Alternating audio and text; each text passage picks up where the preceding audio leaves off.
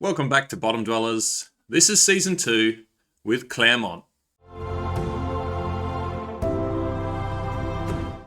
If you're only just joining us now, this is the second episode in the series with Clermont.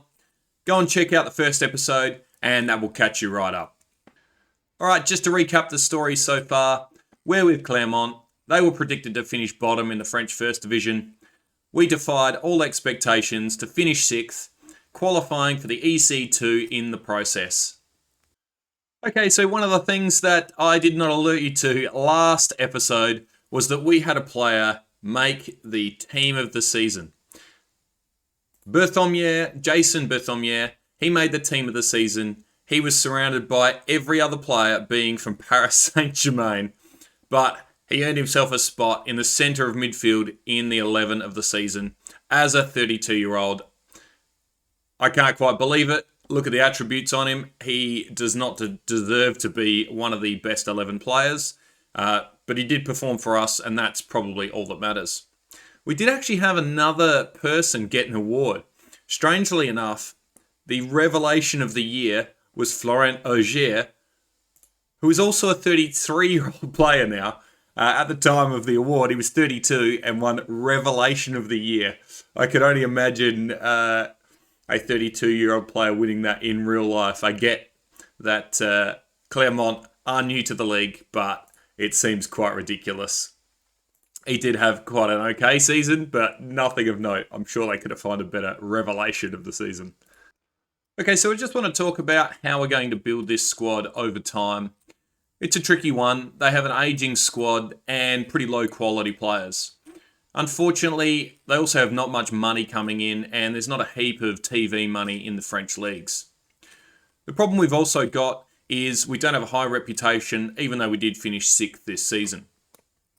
One of the things we've got to make sure we do is be really smart in the transfer market, make sure we pick up free transfers, and really try and poach those youth youngsters from other teams well before they sign their professional contracts, build them up, and then hopefully they'll become superstars in our first team.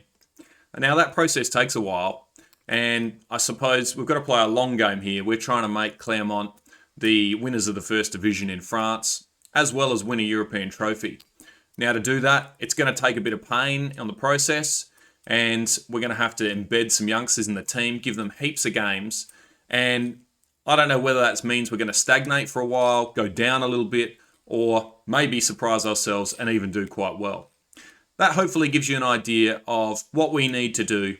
Really focus on those youngsters, try and bring them in cheap.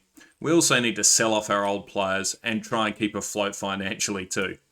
So it is a hard task, but that is the process we're going to try and undertake here at Clermont in the next few seasons to try and push our way up the table. All right, let's head on into the save and see what we've done in the off-season up until the end of the transfer window. Okay, as I explained in the strategy for this save, we've obviously done a bit of an overhaul with the team. We have brought in a lot of youngsters and we've sold a couple of players as well. First on the outs, we had Mohamed Bayo, our striker. He has left to RC Lens for 2.9 million, and also Huntonji for 4.4 million. He's left to Rennes, and we've got a bit of cash in to spend. On that account, we have spent $10 million worth. Our budget at the start, that was $4 million, so we've added to that and been able to sign a bunch of players. All right, starting with the players from the bottom up, we have Lucas Cachavenda. He comes from Locomotive. He is a 19-year-old attacking midfielder. He's going to play in our central midfield attack role. He looks great. I'm excited by his natural fitness and his aggression, and hopefully he'll be with us for years to come. Fabrizio Angeleri, a wing-back left who has come in for not much money from River, 950k. He's going to give us strength and depth on that left side, maybe even take over that first team spot. He's just a well all-round player. Wilson Samake, another youngster who we've taken on loan from Rennes. He's a winger. We're going to put a lot of work into him. I think we've actually got an optional future fee. We'll see at the end of the season if he is worth pursuing and spending the money on. Sonali Diomande, a central defender. He comes in for us. He is really solid. He's got excellent heading. His technicals are pretty good. Not the best mentals, and he's okay physically. We spent 3.7 million on him from Lyon. Liam Delap, a British player from Man City, has come in on loan. Hopefully he can do a job for us. He's only 19. He's got some good all-round stats. We'll put some work onto him. Probably help out Man City get a better player when he returns. But we do have an optional future fee on him, 23 million. I don't think we're ever going to have the financial clout to actually pay for that, but we'll see. We've also got on a free transfer Zakaria Labyad. He's going to add a lot of experience to us. He comes in from Ajax. He's got great flair, good free kicks, and some pretty good technicals. Hopefully he can start slotting passes and assists in for our strikers. Matej Pulkrab, $60,000 for this guy. I think this is a bargain, absolute bargain.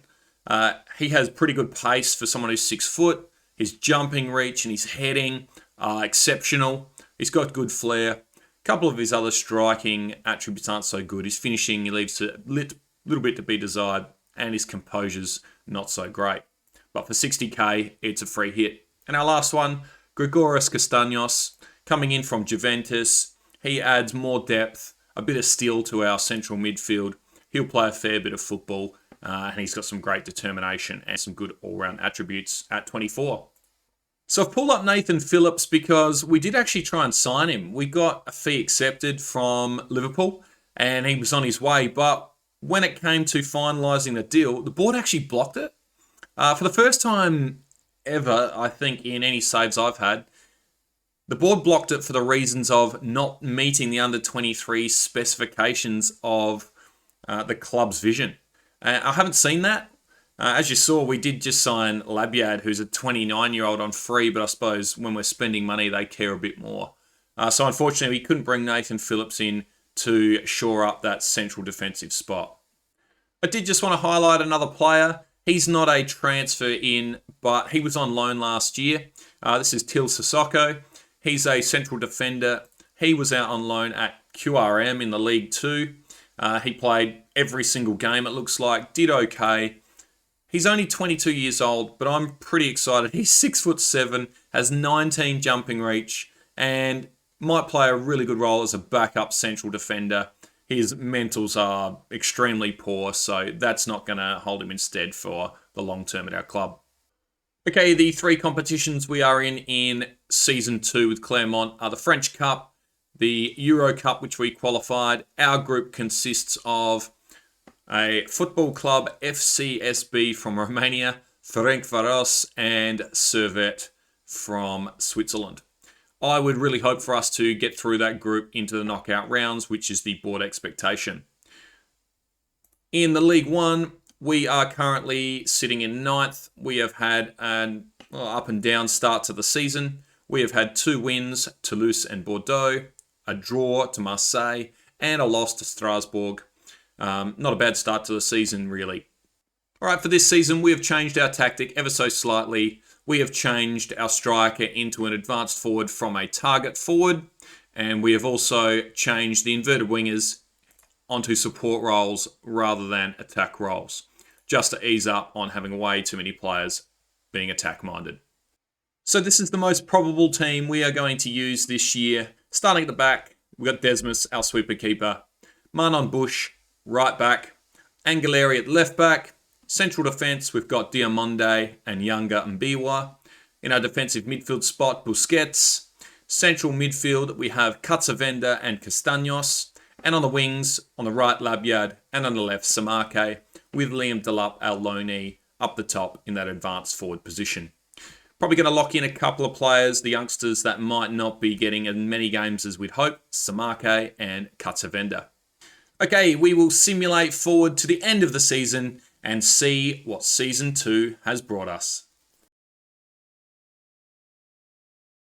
Okay, here we are. It's the 28th of May and the season is all done. Let's head into the competition screen to see how we have gone.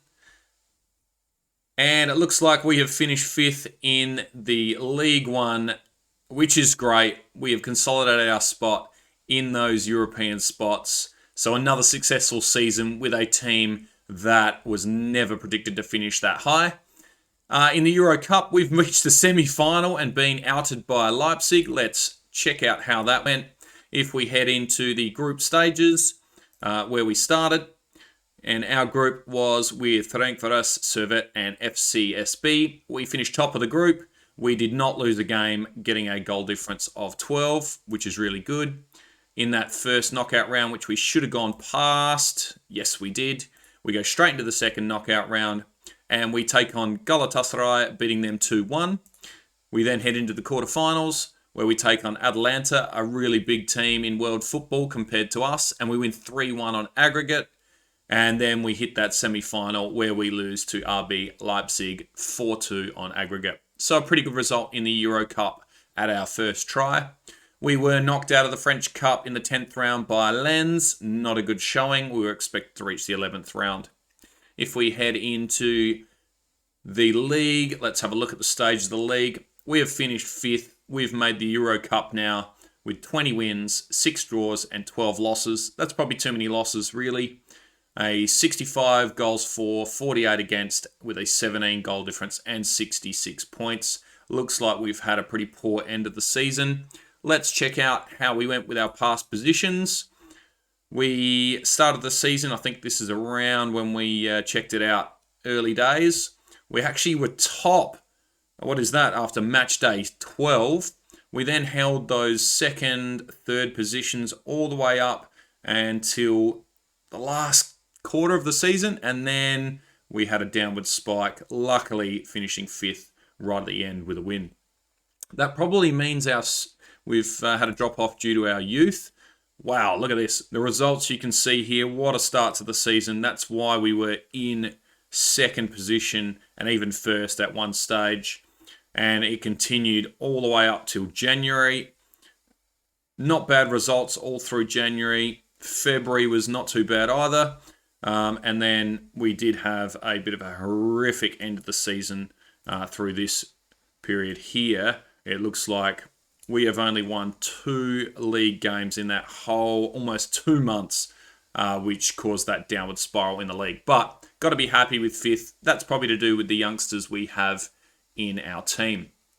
Okay, we're back on the overview screen for the league. Paris Saint-Germain, not surprising to anyone, has won the league in a canter with 86 points, winning by 12 points against Lyon, with Rennes and Marseille ahead of us. Getting relegated was Nantes, FCSM, so sure, Toulouse and Metz. The league, I believe, goes down to 18 teams next season, so you didn't want to be in those bottom 4 this year. In the player stats, Lewandowski's moved to Paris Saint-Germain, getting 34 goals and the Golden Boot with it. He's also the best rated player, along with Neymar. In the assists, we didn't have anyone. We don't have anyone anywhere. All we can hold our hat on is, which you can't see with my head in the way, Marnon Bush getting the 3rd most yellow cards. Checking out how the players went this season. In the goals, we had Liam Delap, our loanee from Man City, scoring 21 goals in all competitions, with Mattia Poulkrab scoring 19 as well. From the wings, Samake and Labyad chipping in with 12 and 11 respectively. As far as providing those goals, these same wingers, they were doing the job.